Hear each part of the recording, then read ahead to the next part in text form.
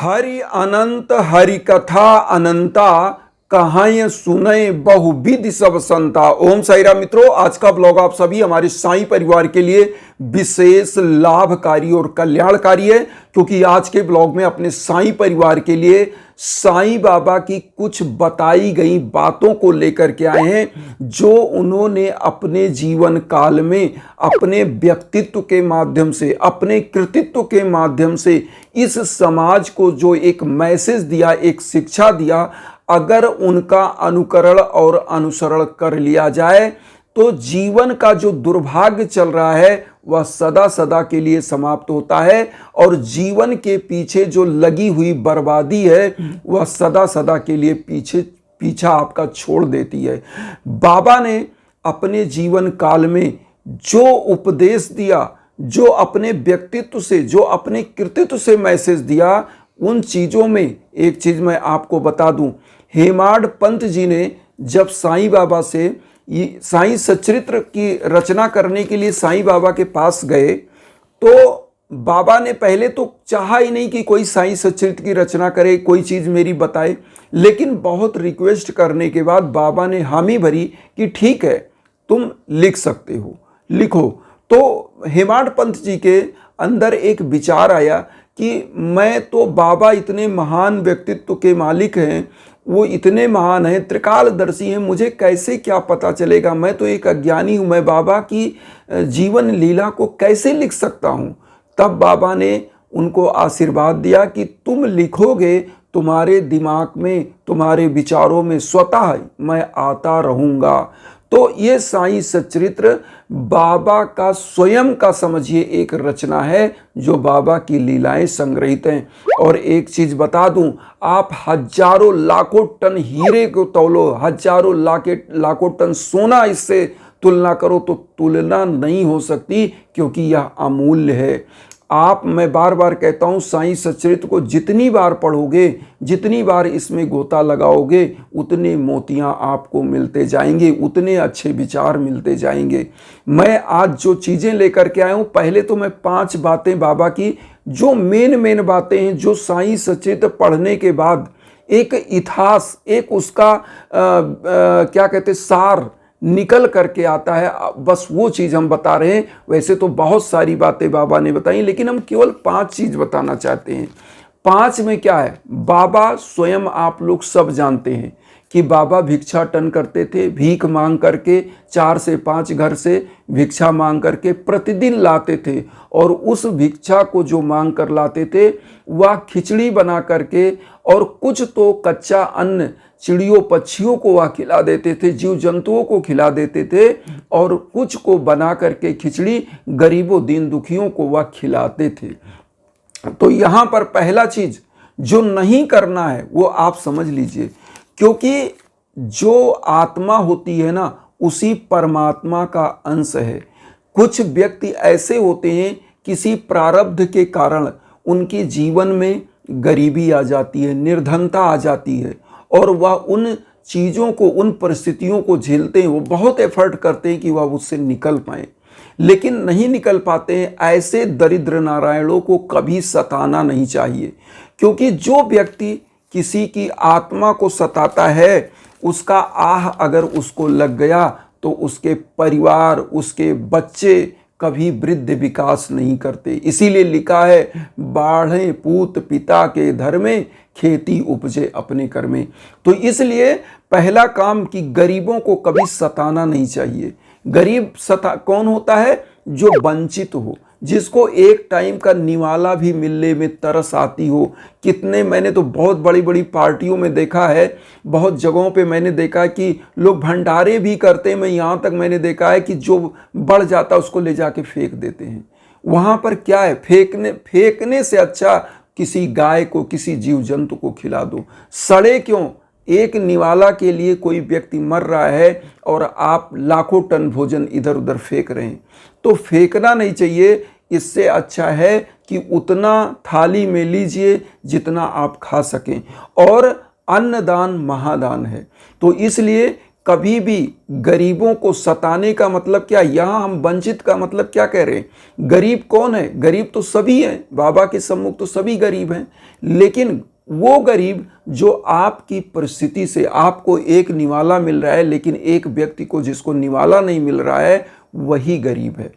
तो गरीब ऐसे व्यक्तियों को कभी सताना नहीं चाहिए, अन्याय नहीं करना चाहिए, अत्याचार नहीं करना चाहिए। मैंने बहुत जगहों पे देखा कि जो गरीब है, जो आपके घरों में काम कर रहा है, उसकी परिस्थिति डाउन है, तो उसका मान लीजिए कोई सैलरी आपने फिक्स कर रखी है, आप उसका समय पर दीजिए। आपके घर में कोई काम कर रहा है तो उसको समय पर जो है दीजिए, उसको प्यार से आप, हम कहते हैं एक निवाला खा रहे हैं, उससे भी पूछ लीजिए आप भी खा के जाना। तो क्या होता है ना, आत्मा से जो ऊर्जा निकलती है वो सबसे बड़ी ऊर्जा होती है, वही परमात्मा की ऊर्जा होती है, वही परमात्मा का आशीर्वाद होता है। तो ये चीज हो गया प्रथम, कि किसी भी जीवात्मा, किसी भी गरीब वंचित को कभी सताना नहीं। दूसरा, जंतुओं को, जीव जंतुओं के प्रति कभी क्रूरता नहीं करनी चाहिए। मैंने देखा है कुछ लोग क्या करते हैं ना, सड़कों पे आप जाके देखिए, कुछ कुत्ते ऐसे होते हैं जिनको लोगों ने डंडे से मारा और पता चला उसका पैर टूट गया, उसकी आंखें फूट गई, उसके साथ अंग भंग उसका कर दिया। परमात्मा ने सभी को समस्त अंगों के साथ पैदा किया है। हमारा अधिकार नहीं है कि हम किसी के साथ क्रूरता करें, किसी को जान से मारने की कोशिश करें या किसी को मार दें। ये कतई नहीं होना चाहिए, क्योंकि वही जीव, क्योंकि साईं स्वयं, साईं सच्चित में कहते हैं कि जो व्यक्ति प्रत्येक जीव आत्माओं में मेरा दर्शन करता है, उस व्यक्ति के समस्त कार्यों को मैं बनाता हूं। जो व्यक्ति सदैव मेरा चिंतन करता है, सदैव मेरा अनुसरण करता है, मेरी बताई हुई बातों का अनुसरण करता है, जो मेरे नाम का जप करता है, उसका कल्याण मैं करता हूं, यहाँ तक कि उसको मोक्ष प्राप्त करा देता हूं और अकाल मृत्यु से उसकी रक्षा भी करता हूं। साईं सच्चरित्र के 3 चैप्टर में, मैं अभी दिखाऊंगा भी, उसमें बाबा ने स्वयं कहा है कि जो व्यक्ति अनन्य भाव से मेरी शरण में मेरे नाम का स्मरण करता है, मैं उसको मृत्यु के तुल्य कष्ट से भी उसकी जो है रक्षा करता हूँ, मृत्यु से भी उसको बचा लेता हूँ। तो बाबा ने जो कहा है उसको आप समझिए, किसी भी जीव आत्मा के प्रति क्रूरता नहीं होनी चाहिए। अब तीसरी चीज यहाँ पर आती है कि किसी भी व्यक्ति का हिस्सा, किसी भी व्यक्ति, मतलब आपका भाई हो सकता है, आपके आस पड़ोस का कोई व्यक्ति हो सकता है।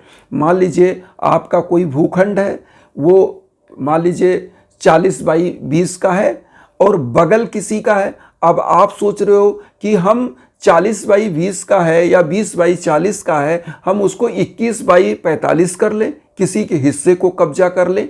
ये गलत है। कभी अपने बंधु बांधव का, क्योंकि कहा गया है भाई का अंश शिव अंश है, तो अपने भाई का भी हिस्सा नहीं मारना चाहिए। आज सबसे बड़ा जो पाप चल रहा है ना, बेईमानी का पाप। बेईमानी ऐसी बढ़ गई है कि बंधु बांधव जो एक ही माँ के गर्भ से जन्म ले रहे हैं, वो आपस में लड़ लड़ के मर रहे हैं। यही कलयुग का प्रभाव है। और इस कलयुग के भवसागर को अगर आप पार करना चाहते हैं तो यह साईं सच्चरित्र आपके लिए रामबाण है। क्योंकि साईं सच्चरित्र आपको जो शिक्षा देती है, वह शिक्षा सदैव झुकने की देती है, कि आप एक ऐसे वीरवान पेड़ है, एक ऐसे जो है पौधे हैं जो फलने फूलने के बाद झुक जाना चाहिए। उसी प्रकार से कि जैसे पौधे झुक रहे हैं, तो आपको भी अगर 4 पैसे आ रहे हैं तो आपको नम्रता के साथ झुक करके लोगों का भी सामर्थ्य जितना आपका है उतना आप लोगों के प्रति दान दक्षिणा करिए, उनको भी भोजन का निवाला की व्यवस्था करिए। कुछ तो दशांश, 1 अंश कुछ अपनी कमाई का दान करिए, वह आपकी अक्षय पूंजी बन जाएगा, जो बचा हुआ अवशेष धन आपके पास है। तो इसलिए इन चीज़ों को आप समझिए। तो पहला नंबर, किसी का हिस्सा बेईमानी नहीं करना, जीवन में जान लीजिए, वरना बर्बादी आपके पीछे चलती रहेगी। कभी इन चीज़ों को कभी नहीं सोचना कि किसी जीवात्मा को सताना, किसी के प्रति क्रूरता करना, किसी व्यक्ति गरीब को दुख करना, इससे आप बर्बादी आपके पीछे चलती है। और वो चाहती है, जैसे मृत्यु आपके पीछे चली, एक गलती आपने किया, मृत्यु अपने आगे उसमें ले लेती है। ऐसे ही आपने अगर ये चीज़ें किया तो बर्बादी आपको तुरंत बर्बाद करने के लिए पीछे चल रही है। तो आपको इन चीज़ों को नहीं करना है। अब आता है चौथा चीज़, किसी के घर को, चाहे वह जीव जंतु के घोंसले हों या किसी गरीब का या किसी का भी, किसी के घर को कभी गिराना नहीं चाहिए। अगर आप उसको निवास स्थान नहीं दे सकते तो उसके निवास को आप तोड़ नहीं सकते, उसके घर को आप गिरा नहीं सकते, क्योंकि परमात्मा ने सबको बेघर ही पैदा किया है। लेकिन लोग अपने कर्म से, अपने इस जीवन की रक्षा के लिए जो परमात्मा ने हमको ज्ञान दिया, हाथ दिया, अपने उसी बल से, उसी अपने कर्म से एक घोंसला बनाता है कोई जीव, एक छोटा सा आशियाना बनाता है कोई व्यक्ति, मनुष्य, तो उसको तोड़ने का अधिकार नहीं है, क्योंकि सबसे बड़ा पाप यही होता है किसी के घर को गिराना। इससे बड़ा पाप कोई दुनिया में है ही नहीं।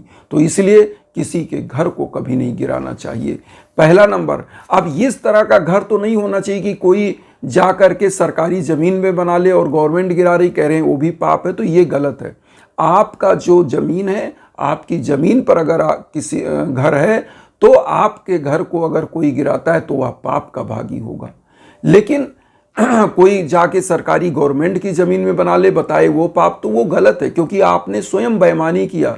तो बेईमानी हमेशा आपकी बर्बादी का कारण बनती है। अब आता है पांचवा चीज़, चोरी। बहुत सारे लोगों को आपने देखा होगा कि वो सोचते हैं, कहीं गए हुए हैं, सोचते हैं छोटी सी चीज़, इसको हाथ सफा लेते हैं। मैं आपको बता दूं, जितनी यह चीज़ें बता रहा हूं जो साईं बाबा ने मैसेज दिया, यही चीज़ें और भी धर्म ग्रंथों में लिखी गई हैं कि यह 84 लाख की योनियों में भटक करके अगर आप किसी का हिस्सा लेते हैं, किसी के साथ क्रूरता करते हैं, तो वैसे ही क्रूरता करके, वैसे ही मर के, वैसे ही आप मर मर के 84 लाख योनियों में भटकते रहेंगे, तब तक आपका मोक्ष नहीं होगा। लेकिन आज मैं जो है साईं सच्चरित्र के 3 नंबर चैप्टर में मैं मोक्ष के लिए आपको चीज़ें बता दूं जो बाबा ने कहा है। इसमें क्या बाबा ने कहा है? बाबा ने डायरेक्ट कहा है, आपने हिंदी एडिशन का 14 और 15 नंबर पेज पढ़िएगा साईं सच्चरित्र का। और मैं आपको बता दूं इसमें बाबा ने क्या लिखा, जो भक्तगण हृदय और प्राणों से मुझे चाहते हैं, मेरी कथाएं श्रवण कर स्वभावता प्रसन्नता होगी। विश्वास रखो कि जो कोई मेरी लीलाओं का कीर्तन करेगा उसमें परमानंद और चिर संतोष की उपलब्धि हो जाएगी। वह मेरी वैशिष्ट है कि जो कोई अनन्य भाव से मेरी शरण आता है, जो श्रद्धा पूर्वक मेरा पूजन, निरंतर स्मरण, मेरा ही ध्यान किया करता है, उसको मुक्ति प्रदान कर देता हूँ, मुक्ति प्रदान कर देता हूँ। उसके आगे फिर लिख रहे हैं, जो नित्य प्रति मेरा नाम स्मरण और पूजन कर मेरी कथाओं और लीलाओं का प्रेम पूर्वक मनन करते हैं, ऐसे भक्तों में सांसारिक वासनाएं और अज्ञान रूपी प्रवृत्तियां कैसे ठहर सकती है? मैं उन्हें मृत्यु के मुख से भी बचा लेता हूं, मैं उन्हें मृत्यु के मुख से भी बचा लेता हूं। मेरी कथाएं श्रवण करने से मुक्ति हो जाएगी। ये डायरेक्ट लिखा, इसीलिए और फिर लिखा, अतः मेरी कथाओं का श्रद्धा पूर्वक सुनो और मनन करो। तो मैं बार बार क्या कहता हूँ कि बाबा की जो यह साईं सच्चरित्र है, इन लीलाओं का परमानेंट आप पाठ कर सकते हैं। साईं सच्चरित्र पढ़िए, बाबा के किसी एक नाम का जप करिए, साईं साईं ही कहते रहिए। डायरेक्ट इसमें लिखा हुआ साईं साईं कहते रहिए तो आपके समस्त कष्ट दूर हो जाएंगे। लेकिन यहाँ पर व्यक्ति है कि वह कुछ नहीं करना चाहता, केवल सोचता है कि बस ऐसे ही मेरे ऊपर कृपा बरस जाए। देखिए, कर्म और आध्यात्म दोनों एक साथ हैं। जिस प्रकार से पुरुषार्थ में 4 चीजें, धर्म अर्थ काम मोक्ष, धर्म के बाद अर्थ आया है, उसके बाद काम, फिर मोक्ष। तो धर्म के बाद अर्थ क्यों आया? जब धर्म को करते हुए कोई भी कर्म करते हो अर्थ के लिए, तो अर्थ मिलेगा ही मिलेगा। और अर्थ जब आ जाएगा तो काम भाव, काम आपको भौतिकता, आपका शादी विवाह, बच्चे उत्पन्न करना और उनके लिए घर बंगले गाड़ी घोड़े व्यवस्था करना, लास्ट का क्या होता? मोक्ष। तो मोक्ष प्राप्त हो जाएगा साईं बाबा के श्री चरणों में आने से ही। इसीलिए मैं कहता हूँ कि आप निरंतर बाबा का एक मंत्र का कोई स्मरण करिए, जप करिए और एक चीज़ मैं यहाँ और बताता रहता हूँ ब्लॉग में कि जब आपके जीवन में विशेष कष्ट चल रहा हो तो यज्ञ याजन हवन पूजन जरूर कराना चाहिए, क्योंकि ये जब आपके नाम गोत्र पर संकल्प होकर के आपके लिए यज्ञ याजन होता है तो आप विश्व के कहीं कोने कोने में हो, वह गुप्त ऊर्जा, अदृश्य ऊर्जा आपकी समस्त उन नकारात्मक ऊर्जाओं को दूर करके आपको सफल करती है, आपको सकारात्मक कर देती है और आप यश, कीर्ति, पद, प्रतिष्ठा का वैभव प्राप्त करते हैं। इन्हीं भावनाओं के साथ एक चीज़ और कहेंगे कि वसुधैव कुटुंबकम की जो भावना लेकर चल रहे हैं उसमें आप सभी लोग चैनल को सब्सक्राइब करके हमें भी अपना आशीर्वाद दीजिए और उन साई भक्तों तक वीडियो को जरूर शेयर करिए जो किन्हीं कारणों से कष्ट में, दुख में। इसी भावना के साथ ओम साई राम।